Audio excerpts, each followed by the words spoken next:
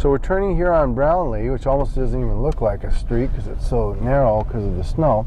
But this is a street that leads pretty close to my father's property. And 3 acres, that's... yeah, he had 3.5 acres. Amazing. A beautiful, beautiful property. Oh, they even have speed bumps now. I can guarantee you they didn't have that back in that day. There's no way they would have tolerated speed bumps. My father drove like a madman. He hated government intervention, and he was going to beat the government, and he was going to drive as fast as he wanted. And he had one of those radar detectors, like one of the first ones that came out. It's called a fuzz buster, you know, because the police were pejoratively referred to as the fuzz. So you get a fuzz buster. And this thing, he'd be out on the highway, and every once in a while it would squelch, and he'd slow down. But they were very unreliable back in those days, so you never knew if it was really radar that they were doing or not. But he had a kind of like a cobra and mongoose type relationship with kids playing in the snow. My God, I never saw this. This is my father's street. This is Avis Lane. And that's the house right there, that big, beautiful brick house, and I'm really happy it's still there, because if it wasn't, it would not be the same. Beautiful, beautiful home. So excuse me while I cry a little bit. Wasn't sure if I'd ever get back here or not. Amazing. It was they really did well when they purchased this home. It was built in the early 60s, brick home. Very well built, and initially it had one of the southern basements, huge unfinished basement, and they finished it and made it almost like a whole nother house with 2 bedrooms and a couple of baths and the whole thing. So it's really, you look at it, you see the top floor, which was the main living area, but then there's a bottom floor that was the basement. And amazing. So it's really a huge home. This is where we drove into the driveway. You can see the mailbox there. Now, it doesn't have a name on it. Back in the day, everybody had their names on the mailbox. I think people are a little more, you know, sensitive to that kind of thing now. So they just seem to have the numbers up. This is Mr. Murphy. He was a barber. Very nice man. My guess is he's probably not still around. And this is going down the neighborhood here. And then I'm going to turn around. But down here where you see this house straight ahead, this was all woods. There were homes here, but where it ended here was the woods. Just like this is woods, down here was woods as well.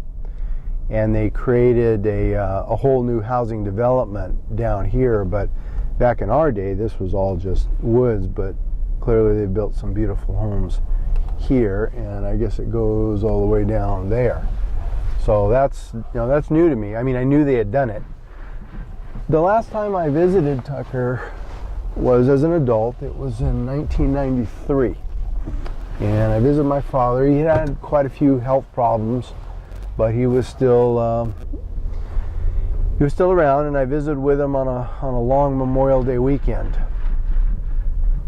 And that was the last time I saw him, was 1993. And he died in 1998. Did he offer you any words of wisdom or any recollections or reminiscences? That's an amazingly prescient question. My father was a very successful businessman, and he ran his own business, and here we are back at the house. You know, it's funny, I remember it a little more reddish. But it could have, you know, weathered over the years, and it might be, you know, some of the snow and whatever. I can also tell you about the story about when the maid fell off the roof. That's a whole nother deal. But my, just saying that, the maid fell off the roof is kind of funny. But my father was successful, but he never really guided or mentored me or offered me any piece of advice, nothing profound. You know, son, there's one thing I've learned in life, and it's this. Never anything like that. There's only one piece of advice that he ever gave me that I recall, and that was that I should take a typing class. And this, of course, is, 45 years ago he offered me this advice, but it seemed to be good advice. And in fact, I did take a typing class, and I learned to touch type, which is a skill I still use to this day. So I can't be one of those people that say, oh, my father never gave me any good advice. He did give me good advice, but that was it. Over my whole lifespan, that's the only thing I can remember where he said, oh yeah, you ought to do this, and I did it, and it worked out well. But I can't remember any other advice. Can you do that typing thing for me again, please, with your hands? Yeah, touch typing. Some people hunt and peck, but I've always touch typed because of the outstanding advice that my father gave me to take a typing class. And so I cannot say that he never did anything for me. So the maid falling off the roof, they would typically have people come in and do some interior cleaning and that sort of thing. But there was a period of time where they had a maid that was a live-in maid. And there's even a picture of her in the book, believe it or not. Me and her out on the front lawn there. And so she was the laziest maid I've ever seen. And during the month that I was in Tucker, never once did I see her do any housework. Now that sounds kind of funny. Well, she's the maid, she's the living maid. I mean, how could you not see her like vacuuming? And maybe she did it, but I never saw it. She just seemed to kind of hang around, and they seemed to kind of like her, and they would take her out to dinner, and then take her out to a movie, and she kind of became like part of the family, but she just didn't do any maid work, at least best as I could tell. Obviously, there was no snow on the roof when this happened, but she had taken up a practice of climbing up onto the roof. Now, I don't know how she climbed up on the roof. I don't know if it's a ladder. I don't know how it was done. But she would get up on the roof. And my suspicion is that maybe up on the roof with a radio and a newspaper and a drink might be a pretty good way to kill a couple hours without anybody seeing that you weren't working. That was my theory. Couldn't prove it, but that was my theory. So at one point, my father, George, and my stepmother, Pauline, told her, we don't want you going up on the roof anymore. Don't do it. You're forbidden from going onto the roof. This is going to kind of shock you a little bit, but Kathy went back up on the roof. And at some point while she was on the roof, she fell off the roof. And she fell on the ground and broke, I don't know how many bones, but there were a lot of bones that were broken. And so off she went to the hospital, and they patched her up, and she came right back here and was waited on hand and foot by George and Pauline for many months. So I wish I could have made a TV show about that, about the live-in maid that's supposed to be waiting on them hand and foot, being waited on by them hand and foot for many, many months. Only in Tucker could this happen. Yeah, but it did happen. That's an absolute true story. And eventually, though, she did recover. Took a while, and I can't prove this, but my suspicion is my father probably paid her a lot of money to just kind of go away. And from that point on, they never had any more live-in maids. I think one Kathy was enough to last them a lifetime. So this other house over here is a very important house to me. There's a fence there now, but there was not a fence when we were here. And that was our baseball field. And we would play baseball all day long. And you're thinking, oh, well, it was too hot and humid to play baseball. Nope, didn't matter. We would play baseball because that's what we did. And we were kids and nothing could stop us. So we would play baseball there, and basically the street here was the outfield. And if you really hit a moonshot, which I did do one time, it would carry into my father's yard. Now if you look at my father's house, there's a garage there, and it's got windows, but that's just a garage. It used to be just a carport, but they put a garage door there. Those two windows in the middle, that's the front living room that was his office. So he was constantly at his desk working with his adding machine.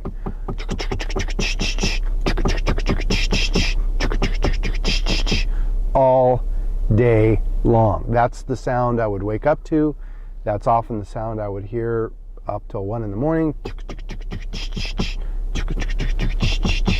And he did it right there for many years, Harvey Bookkeeping Service.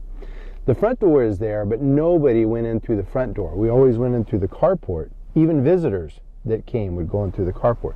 And then the little window there to the right of the door is the bathroom. And the last one there is a bedroom. So I hit a shot one time from over by where the wall of that house is, all the way over into the airspace. And it was headed right for my father's window where he was working. And we all saw it. In fact, my friend remembers it to this day. It was just one of those things that somehow it was just a moonshot. And it's going right for the window. And we're all going like in the movie where the characters in slow motion go, no! You know how they do that in the movies. And that's what we were doing. And it's headed right for the window. And of course, we're all going to scatter, including me. And it landed just short of the window. And I so wish I could tell the story truthfully, that it went through the window, landed on his desk, and he came out screaming, and we all ran out. I wish I could do that, but any memoir to be good has to be truthful. It has to be authentic, so I can't tell it that way. But my guess is when they do the movie, that ball's going through the window. Poetic license, right? So the reason this house here is so important to me is this is where my friend lived. He was renamed in the book, as a lot of people were, renamed Dale, and there's a whole chapter on Dale. And as I mentioned, my father never really did anything with me. Pretty much he'd get up and he'd be working in his office, and they say, well, you know, go do whatever you want. You know, we're going to have dinner at 6 and we'll go out and do whatever, but until then, just do whatever you want. Well, I didn't know what to do, especially when I was young. I was probably 6 years old when I first landed here in Tucker. And so I went outside and started kind of, you know, wandering around. Now back in the backyard, there's a creek, or at least there was. Oh, you go all the way down, there's a creek. So that was good to kill about 20 minutes, looking at the creek and stumbling around there. And then I walked around the neighborhood and, you know, didn't know what to do. And there was a little boy, and my best recollection of him is if you can turn and see right across there, there's like a storm drain. You see that storm drain there? And it's kind of hard to see it, but there's an area where it's like a cemented off, and then there's a storm drain. Oh, it's just like this storm drain here, but it's over there. It's kind of covered by the snow. And my best recollection is there was a little boy sitting on that storm drain, and I walked over and said hello to him, and I learned that he lived in that house right there. And from that day on, I never had to worry about what I was going to do in Tucker, because that was my best friend, and he remains my best friend to this very day. We're still friends after all these years, and we've gone through a lot, both of us, good and bad, all the roller coaster things that occur in life. But that little boy I met on that little storm drain that day, little was I to know that that was going to sustain a lifelong friendship. And I guess he wouldn't have known it either. We were just two little boys who just didn't have anything to do. And I don't think his parents catered to him any more than mine did to me. And so once we found each other, we both knew what to do. And we were together all day, every day for the whole time I was here. And one of the funny things about him is I guess a little bit shy back in the day, because every year I would come and every year he would look forward to it.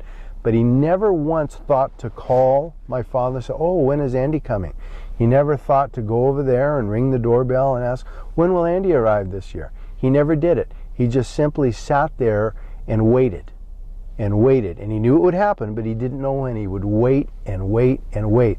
And we talked about it in later years, and even he says, I don't know why I just sat there and waited and didn't ask anybody, but I did. And so wait he did, and arrive I would. And boy, once I arrived, we hit the ground running, and we were the kings of the town, or at least we thought we were. And so I wish he was coming back here with me. He's still alive. He went into sports broadcasting. He was worked for CNN as an on-air sports broadcaster for a while. He's now up in Northern California with a television station. He's an anchor and a reporter. And so he really found his niche in life in journalism and that sort of thing. And if I may hold up the cover of the book, that's him. So that's me right there on my father's front lawn. Dale here is on the riding lawnmower, which is a big part of the stories in here. And my father took that picture about 50 years ago, right there on the front lawn. And I've often thought as I wrote this book and went through this process that if 50 years ago somebody could have told these people, hey, you know, you see that little kid right there? One day he's going to write a book. One day, 50 years from now, he's going to write a book about all this. And that picture you just took, that's going to be on the cover of that book. If you had told them that at the time, they would have laughed all the way down the driveway into the nearest Waffle House. They really would have. They would have thought that was the biggest joke in the history of the world. And yet, that's exactly what has happened. I have written the book, and I've written about them, and I've written about the way I saw it. And my opinions and ideas didn't count for much back then, but in the long run, the writer gets the final word. So the final word is mine. And I hope I've been true and fair to them. It's hard to write about people who are gone, who are no longer here to assert their positions or defend themselves. So I tried to be candid, but fair, and most of all, authentic. This is an authentic memoir, warts and all, including the warts I had, in which there were many. But I did try to be fair to everyone.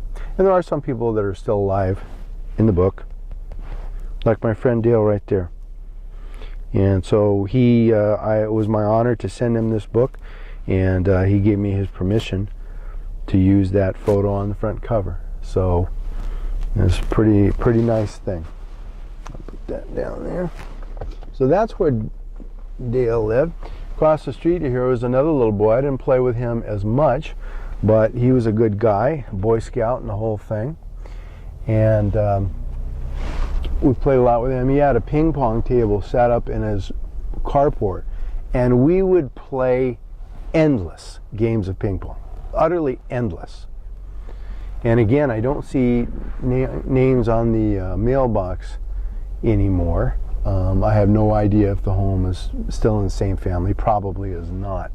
But we would play our hours of baseball, and then we'd come over and play our hours of ping pong. It was just non-stop. And where the energy came from, I haven't the slightest idea. But one of the things I remember with this guy, he was a good guy, but Brent and I were kind of a little more rascally than this guy. He was more kind of a Boy Scout kind of guy, and we were a little more shady. And so in ping pong, and you play back and forth, you know, the ball hits the table and then you hit the ball. But periodically, I would just hit the ball back to him without letting it hit the table. And it would absolutely infuriate him. Absolutely infuriate him. Which, as you might imagine, caused me to do it all the more. And here's what he would say. I can still hear it to this day. And of course, he would do it in a southern accent. Let it hit the table. And every single time I would do that, that's what he would say. Let it hit the table. And he would never quit. He would never throw his paddle and walk off every time. Let it hit the table. And so that will kind of echo in my mind, I think, the rest of my life. Let it hit the table. And I usually would let it hit the table, but sometimes I just could not let it hit the table because I wanted to hear him say it. Well, I got another little SD card, but I got about 1 minute left on this one. So, I don't know. I was thinking maybe I'd get video of you pulling up to the house or something like that. Yeah, for sure. And I want to door knock this place. I don't know if you're. Okay, yeah. I don't know if you're up for that, but yes. Oh my God. I haven't the slightest idea who lives there. I haven't. Do it. I haven't the slightest idea how friendly or cooperative they would be. Well, I did it at my house back in Rock Island, Illinois. Yeah, I got a full tour. It's well, and it might end up that way, or we might be facing the wrong end of a shotgun. I mean, it could go either way. But I'm game for it, and I'm going to do it. And so if you want in on it, sure, we're going to do it. Sure. Absolutely. I see one car there. I notice a lot of snow on the car. Oh, good eye. Good ops. But I just don't know if they're going to be overly receptive to us. And I'm not sure what the best way is to get up. Oh, okay, there's the path. So probably we'll go around this other way. All right, I'm going to change out that SD. Yeah. All right, I'll go ahead and get in some stuff. I'll get video of you getting out of the car. Okay. Or wait. You want me to? Probably. Yeah, because I don't want to rip. All right.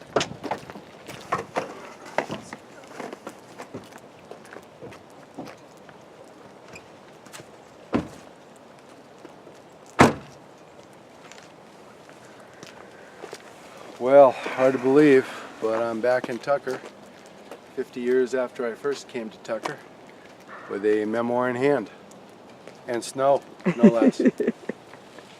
So we're going to go up and door knock the house. Don't know what kind of a reception we're going to get, but we're going to give it a shot. What do you think, Rachel? See what happens. We'll see. So many memories, so many stories. Did you all play in the woods at all? Oh yeah, played in the woods, basically anywhere we could. There was an interesting story. There's a storm drain right there. We used to play hide and seek all the time in my father's backyard. Now playing hide and seek for kids now, they'd think you're insane. What fun would hide and seek be? We absolutely loved it. And there's one dopey kid, he decides to crawl in the storm drain, which empties out down there, and he crawled all the way to here. And his idea was, go in there and get out here, but he was too fat, and so he couldn't get out here, and he's screaming.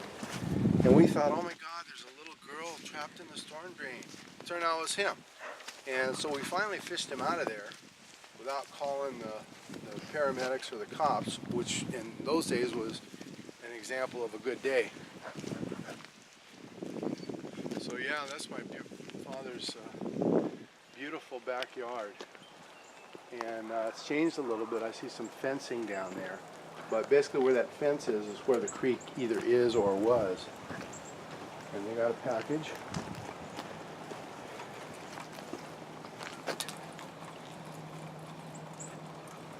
Sarah Kofer. That's interesting. That's an old Tucker name.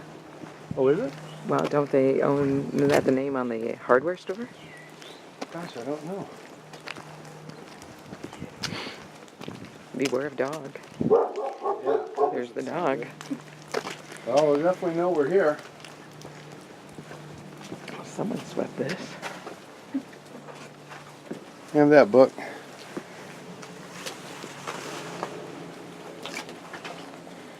Probably think we're proselytizing or something. Oh, God, look at the book.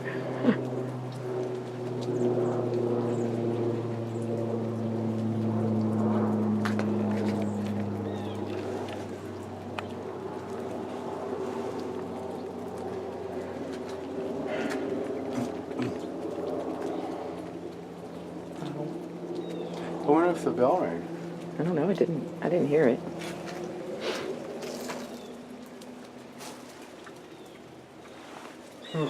Yeah.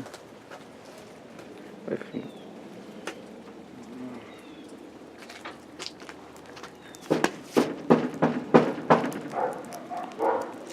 Okay, well, Two dogs. that ought to get it.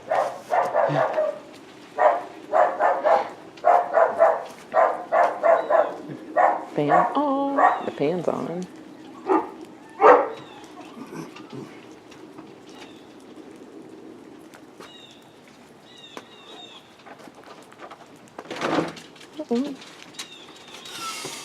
Hi there. Hi. This is going to sound kind of crazy, but I grew up in this house. Okay. And we're coming back and we're doing a little tour of the Tucker here because I wrote a childhood memoir, which is this book. Okay. And this is a picture of me and my friend literally on the front lawn right here. Wow. And I wanted to give you this book if you don't mind. Yeah, that'd be great. Okay, I don't want to get killed though. Yeah, sorry about that. My name's Andrew. Hi, Charlie. And this is Audrey. She's filming us. She works in Atlanta and does a media thing. This is my daughter Rachel. Hi. And yeah, so I wrote this book, which I wanted And I wouldn't put you on camera if you don't want. Okay. Yeah. strictly up to you. But my father lived in this house for 30 years. And I lived in Los Angeles, but I would come back once a month to spend the summer with my father.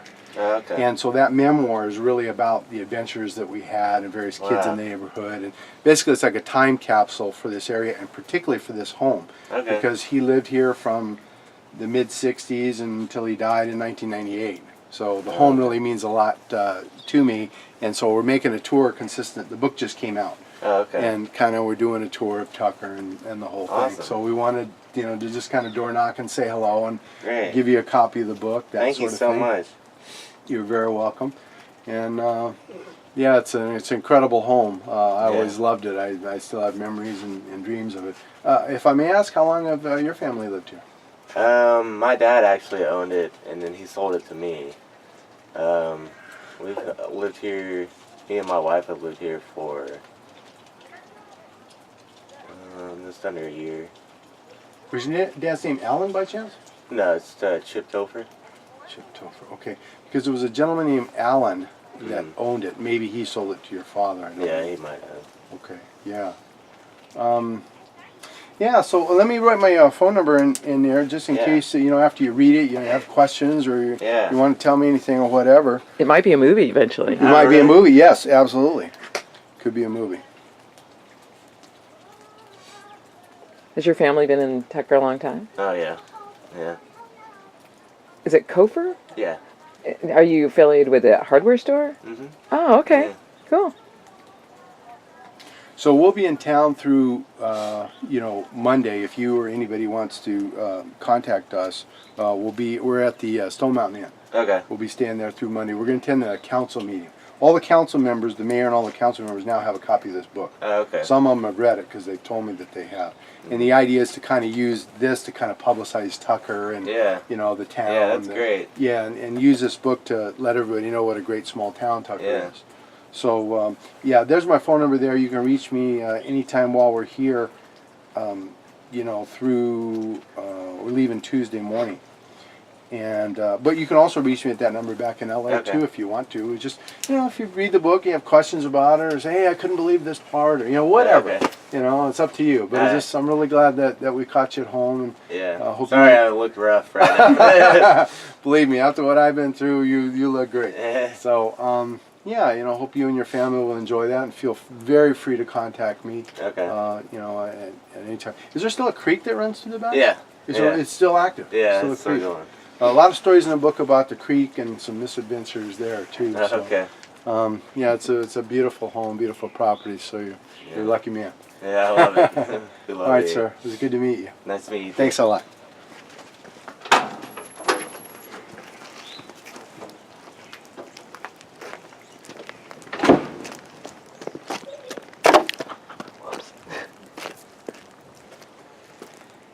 Yeah, so that was a encounter with a very nice young man.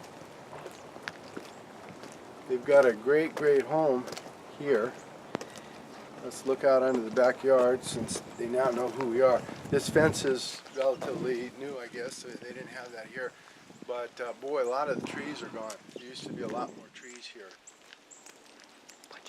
You can see some of the giant ones that have been cut down. That deck was added, that's relatively new. But basically along that fence line, there's a creek. And then there's they've got a bridge now that runs across the creek, but there didn't used to be a bridge. There used to be just like rails.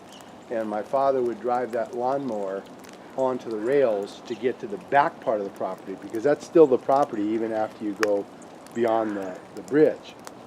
But the problem is when he was on his lawnmower, he had been usually drinking pretty heavily, and lining up those rails was not always going too well. And the one thing he did safety-wise that was good was he would always make me get off the lawnmower, because we would ride the riding lawnmower together. And he would make me get off the lawnmower before he went over the creek, and then I'd walk across the rails and get back on.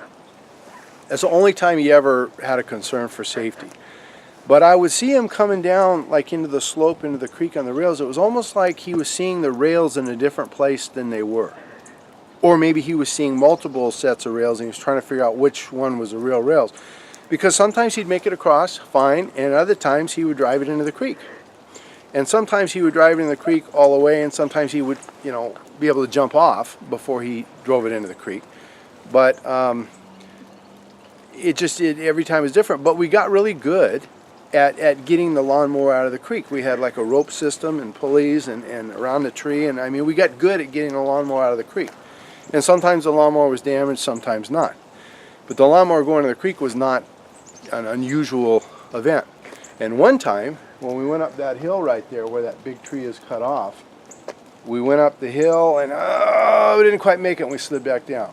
And he gave it some more gas. We ran, almost made it. And so now he goes down to the bottom and he goes all the way up, and we just about made it. But then the front of the lawnmower started kind of popping up, and we went over backwards. And the lawnmower cartwheeled into the creek. And we just looked at each other, and there was a long silence, and finally he said, "I think that's enough for today." And then he went back and got another beer, which was the normal way it goes. So I've never seen it here when it snows, but it used to have many, many more trees, including those giant ones that obviously have died. But it's a beautiful property.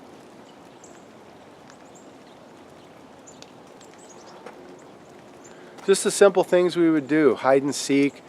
We'd take those balsa wood airplanes, you know, you wind up like that, and we'd fly them, and sometimes they would, there's probably one still up there, because I remember it flew like it had an engine, and it just flew forever, and finally got stuck in one of the top of the trees. But all those simple things that we did as kids in the 60s, that kids now would laugh at. It's like, that's a joke. Hide and seek, balsa wood airplanes, you know, these baseball games and the humidity. You know, they're more technology driven nowadays.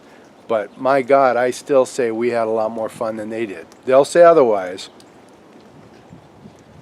but I believe we had a lot more fun in those days because we just ran loose like maniacs. And we had a lot of fun. So it's good to come home.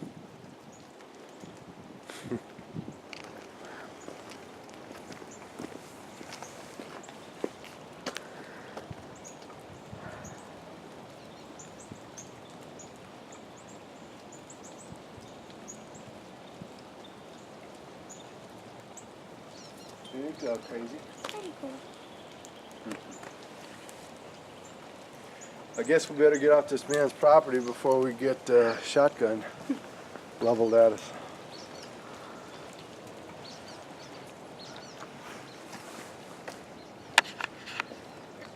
Hofer Brothers. Yeah.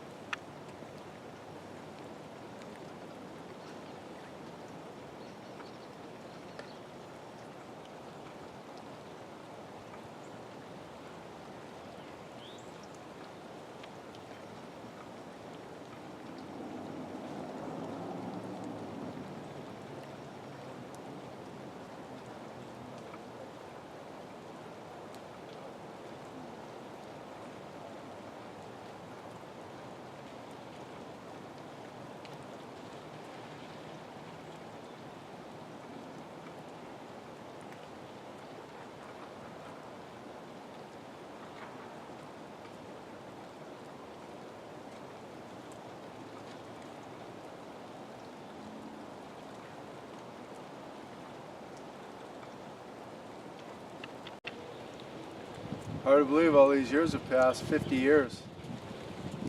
50 years since I first arrived in Tucker. Blink of an eye, huh?